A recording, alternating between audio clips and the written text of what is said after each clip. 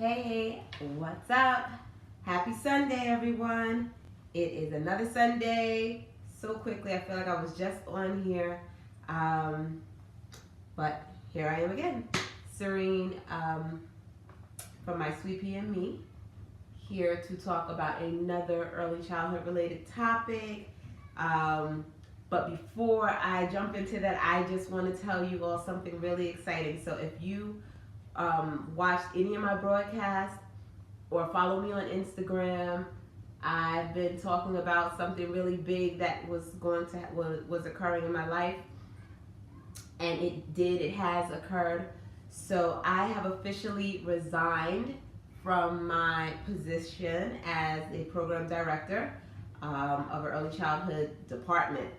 Uh, it was a role that I held for 5 years, and I was like that of the executive director. The title was program director, or rather, the title was director of the early childhood department, but it was an executive director role. And I did it for 5 years, and I won't say everything about it, but I loved what I did, and I loved the experience that I gained from it. But it's been 5 years, as a matter of fact, 5 years to the date. So my last day was March 2nd, which was Friday, this past Friday. I'm tongue tied, y'all. I don't know why.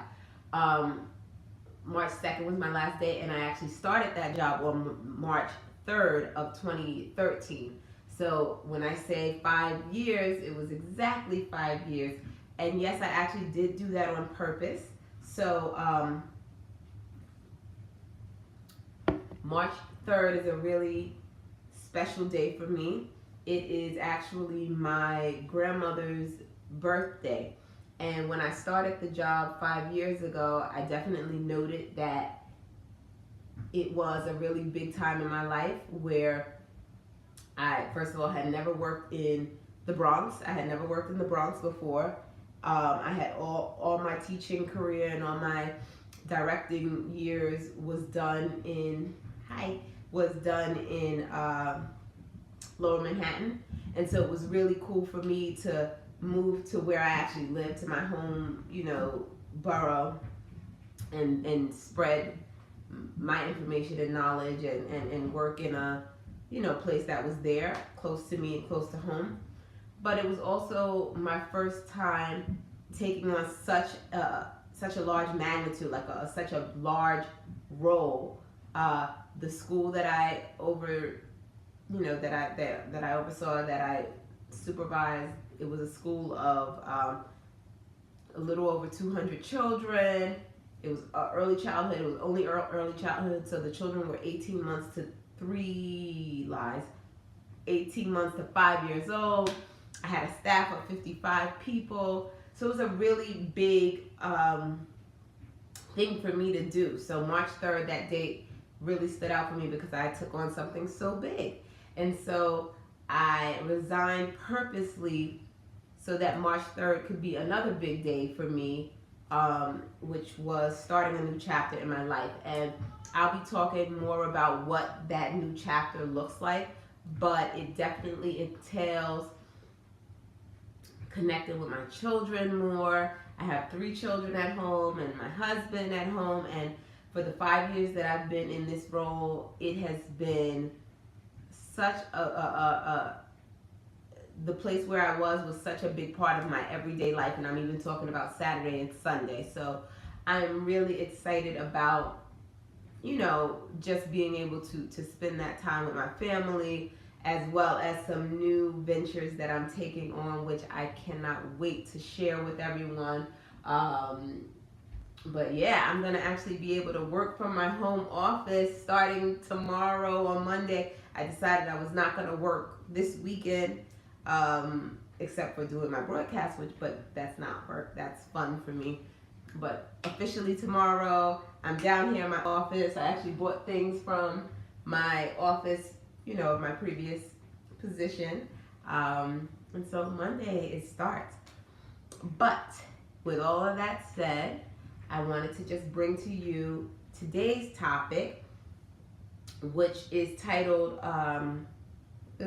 on the road to reading. And so it is talking about encouraging early literacy skills in children, or pre-literacy skills, or pre-reading skills in your for your children. So as you all know, or might not know, my daughter is 4 years old, but she is the youngest of 3, and my oldest are 15 and 12. And for all of them, like, I've done pretty much the same things, and both of my boys, the older ones, they were reading by the age of 4.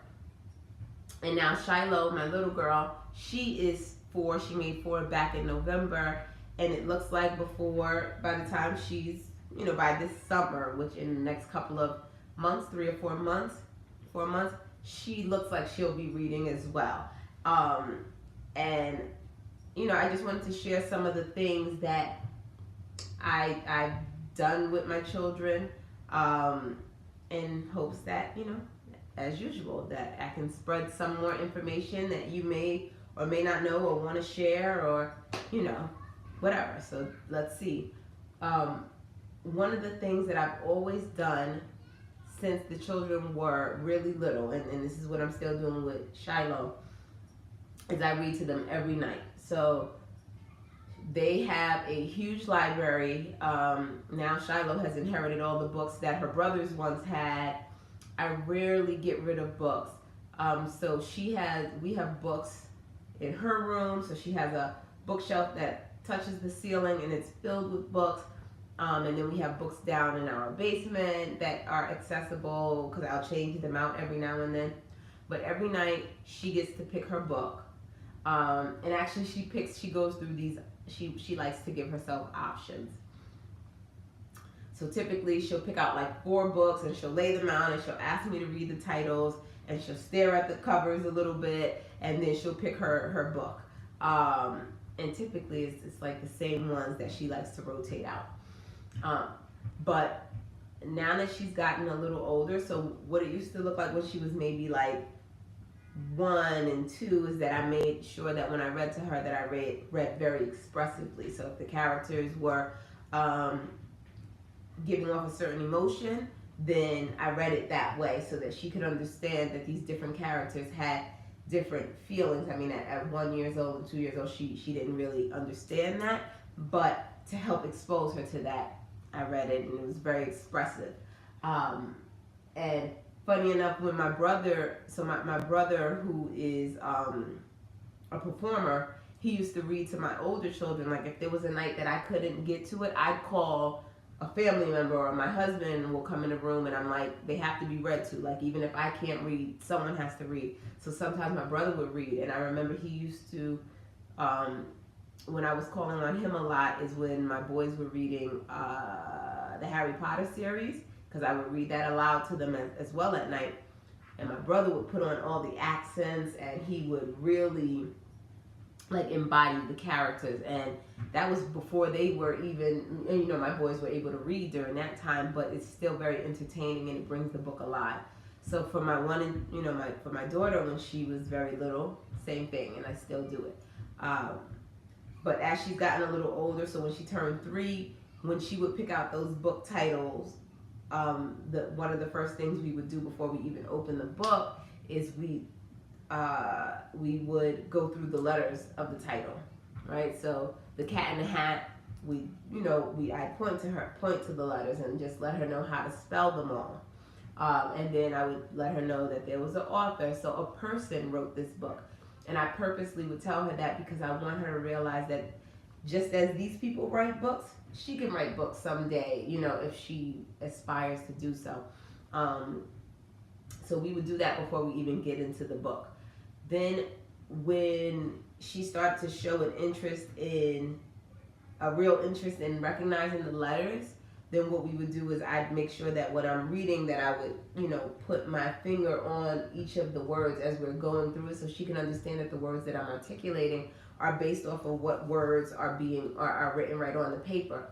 And so sometimes we play a game where I would say, let's spot the word to, right? T-O. And so I'd read, and then we bump into the word to, and I'd go, do you see it?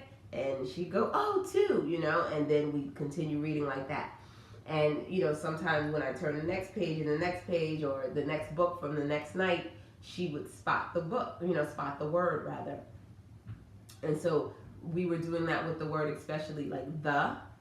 We do that a lot with, and to, and in, like the, you know, the simple words, and we would just find them, especially because a lot of times those words are in the title of the book. So she would get a lot of practice with it when she would read, you know, when we would go through the cover of the book. So that's what we're reading with her. And what we're doing now is every night when we read a book, we pick, or I pick, like 1 or 2 words that reoccurred in the book a lot, you know, and I'll write them on an index card. And so every night we are filling this little index flip book, you know, got it on Amazon, this little book that, you know, flips with all the index cards, and it has like the, and then on the next page it has and then the next page, you know, many people call them sight words. I know that there are like sight word lists. Like if you ever Googled sight words, there'll be some different words that tend to be very high frequency words that are used. I use it based off of what we're actually seeing as opposed to just looking at that list, so that I am, to me, it's more authentically creating that list based off of what we are really actually experiencing. So we're getting our list going, and so every night after we read the book, we go back to our index cards, and I'll ask her, like, do you think you remember this word? This was from this book, or, you know, and so right now we have like water, rain, the, dog, cat, because those are the words that have been in the books that we've been reading lately. And sometimes she gets it, sometimes she doesn't. Sometimes we'll say, sometimes I realize that she's tired, and I'm like, I'm not putting her through this because this is not to test her. This is all in fun. So when she guesses the word, I say 1 point, yes, high five, or if she doesn't guess it, she'll sometimes guess other words that start with that same letter, and I'll just say something like, wow, that's pretty close. Like, it's not, that's the word 10, but I see why you thought it was the, because they do have the same first letter. Just to encourage her that even though it wasn't accurate, I could see what she was thinking, and her wheels were still turning regardless, right? Then the other thing that actually, I have like a little list of some of the things that I've done. This next thing I actually did not even do with her yet, but I'm going to do it because I forgot that I did it with my boys and that it was so successful. So I would label the things in their room. I know it's such a teacher thing in me. If you've been in the early childhood classroom, or if you're a teacher in the early childhood classroom, you know that things are always labeled, right? Chair, and the word chair is written on a desk, and the word desk, or the word rug, or whatever. So I did that in my boys' bedrooms when they were pretty much Shiloh's age, and so I have to do that again with her. So I would label things like the closet, the dresser, the toy shelf, the bookshelf, the toy bin, and I would label it with those words, and just put it with a little sticker on there so she could just have the literacy, the print all around her. So I'll be doing that very soon. I'll post that on Periscope so that people can just see, what it looks like. Then words and letters all around us, right? So when you go outside and you see stop signs and one-way signs and no crossing, or the words on stores. So what we're doing right now when we're outside, we're playing a lot of I Spy. So you say I spy with my little eye the letter S, and then she has to look around and see where she can spot the letter S, and she has to look all around her, right? Because there are letters all around us. And then once she spots it, then I'll tell her what that word is so that she can, understand that that letter that we found was a part of a bigger thing, a bigger word, And it's really, I actually love doing that with her because it gives us conversation while we're walking outside, right? I'm not compelled to get on my phone, and while she just kind of walks by my side holding my hand, we're doing something productive, and it makes, passes the time away. All of a sudden we're home. Also, I love showing her that the words have meaning, right? So when we're outside and you see a stop sign, we've stood like at the corner where I let her know, because the drivers are reading that word that says stop. Watch what they do, and we'll stand there, and she's like, "Look, Mama, the car stopped," and then it keeps rolling on, and then she's very impressed by the fact that the next one rolls on, or stops at that sign. So it opens up conversation for us as far as, or a dialogue for us, so that she can understand that words don't just mean print when we're reading them in books, right? Words don't mean print. That print doesn't just mean something when we're reading it in a book, but it also means something to relay and convey certain messages. This I think teaches her the power of words, right? So we have power in our words when we speak them, but there's also the power of the pen and the written word, and so this is showing her that very early. With that said, another thing that we do a lot, and I love her school for doing this, they write down a lot of the words that she says. So they do a lot of dictations. So she draws a picture, and they'll ask her, like, tell me a little bit about this picture. And she has to tell them, what she created. And and they write it on the back, which it's a tip for teachers out there. When you write on children's work, write it on the back, or write it on a separate piece of paper and put it underneath it. Maybe you want to staple it on there or whatever, but don't deface their work. Like, don't, just because you're writing their name doesn't mean that they wanted their name written in one of the clouds or something that they drew, of their whole, they drew out this nice setting, and then you come and scribble your stuff all on there, even if it's their name or the dictation. Write it on the back, right? Or somewhere else that's not, taken away from what they just created. Either way. So that's what her teachers do. Her teachers will write it. Sometimes she'll have like a paragraph worth of stuff. But the teachers and myself, when we are writing her words, as she's saying them, we are writing them and we are saying them back. So I went with my mom, ... The reason why, once again, to show her that the spoken word could be written. And so it lets her know that, wow, this is all that I said. Like, look at all of these words here on the paper. This is everything that I said, So a lot of dictation we do constantly with her. Then giving her own writing material. So she has a lot of access to a lot of materials. One of those materials being my Post-its, right? So I am a Post-it fanatic. I love Post-its. I need to invest like some stock or something in Post-its. I love Post-its, and my daughter is starting to love Post-its too. So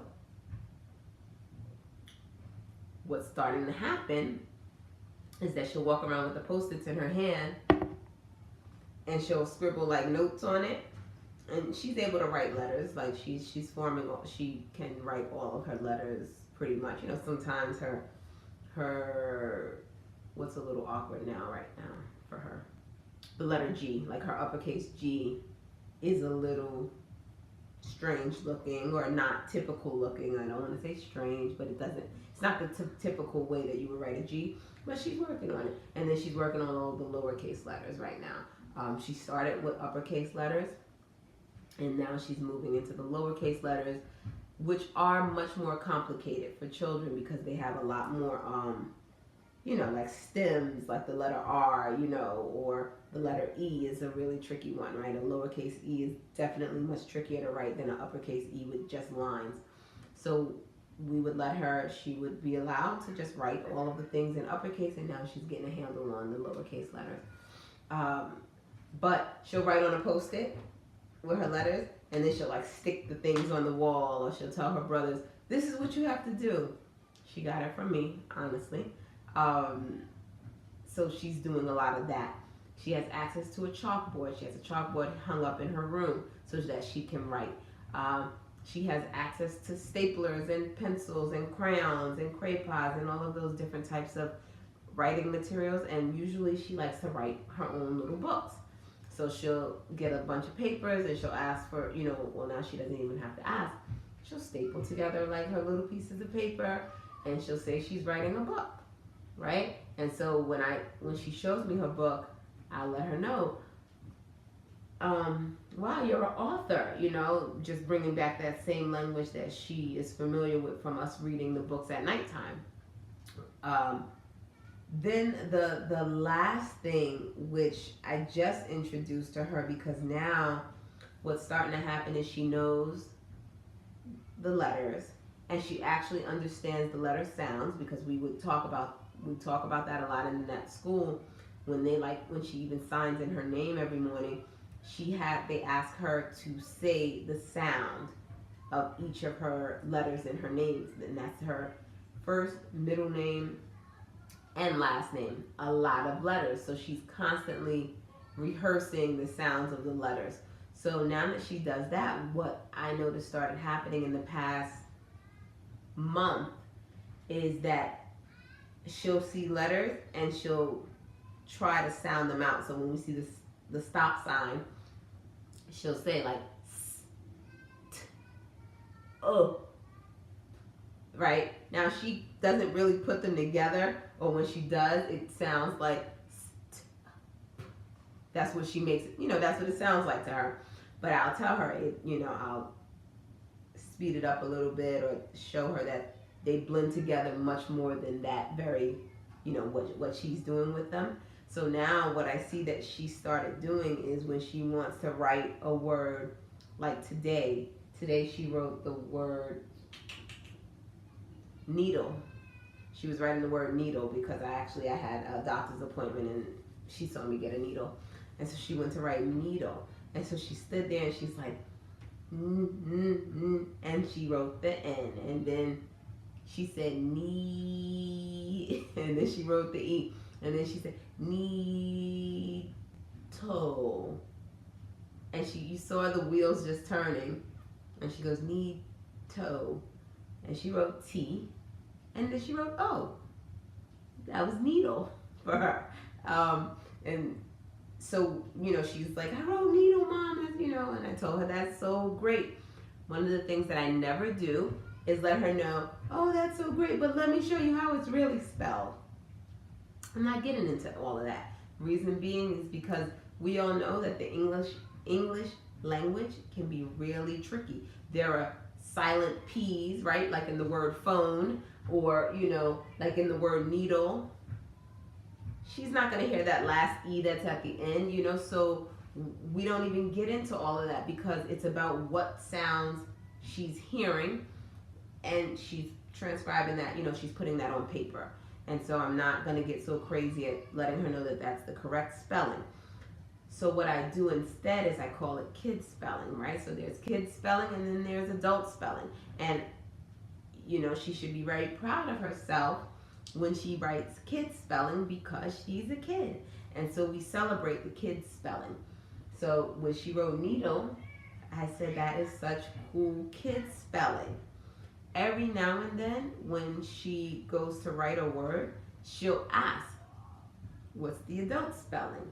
And I'll write it, and show her how she came really, really close, right? And that encourages her to know that she's growing, right? So childhood grows into adulthood not as fast as what she's gonna, she's definitely gonna be writing the words the correct way, the correct spelling way before adulthood, obviously, but it gives her something to aspire towards, right? So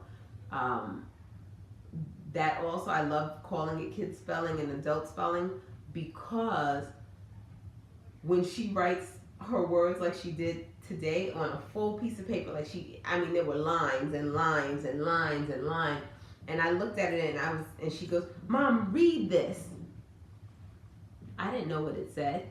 because there were like no vowels written in the words. She just had like N Z P T, J and such, and I don't want to discourage her and say I don't know what that says, because to her she knows what it says in its words.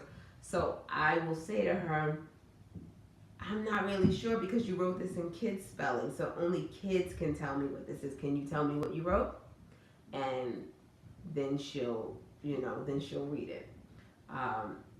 And so and what I noticed when she read it back was that a lot of the sounds that you hear in the words that she was saying that she had written, they were there. So she heard them and she wrote the words. But with continuing practices, such as the ones that I just talked about, and of course there are tons more, but I just wanted to share with you what I do in my house and what I've done with my children. And to this day, my boys are really great readers. My oldest, he doesn't like to read, but he can read really, really well.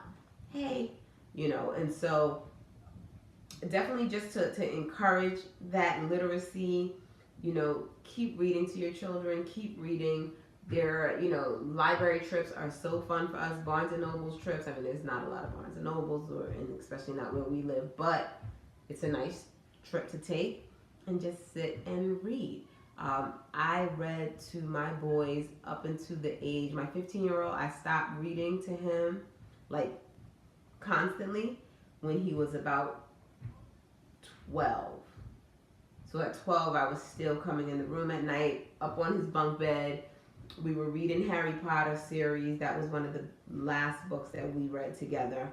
And he would ask for that. He would ask for me to come up on his bed and read it. And it definitely encouraged expanding his vocabulary. Yeah, please do catch it. Thanks for joining. Reading to him every night. And when he was 12 years old, we would still stumble upon words in the book, that he was like, I don't know what that means.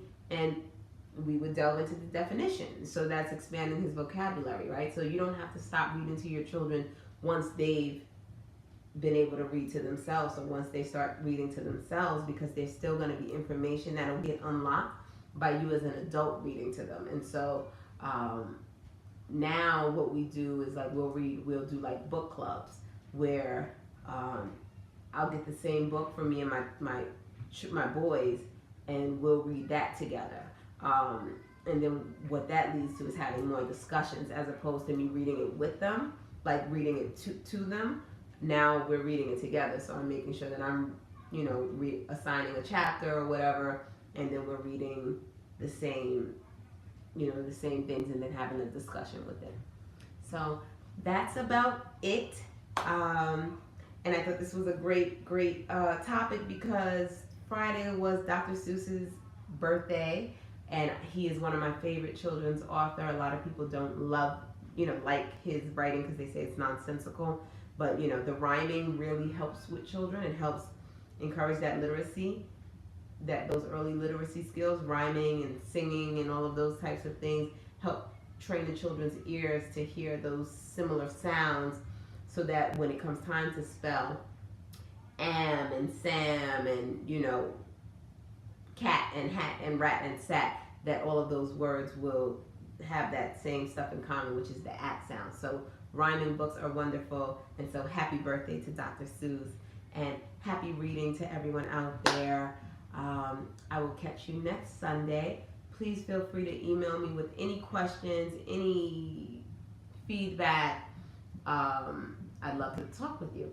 So early childhood at sweetpeame.com, earlychildhood at sweetpeame.com. Thank you so much, and I look forward to speaking to you next week.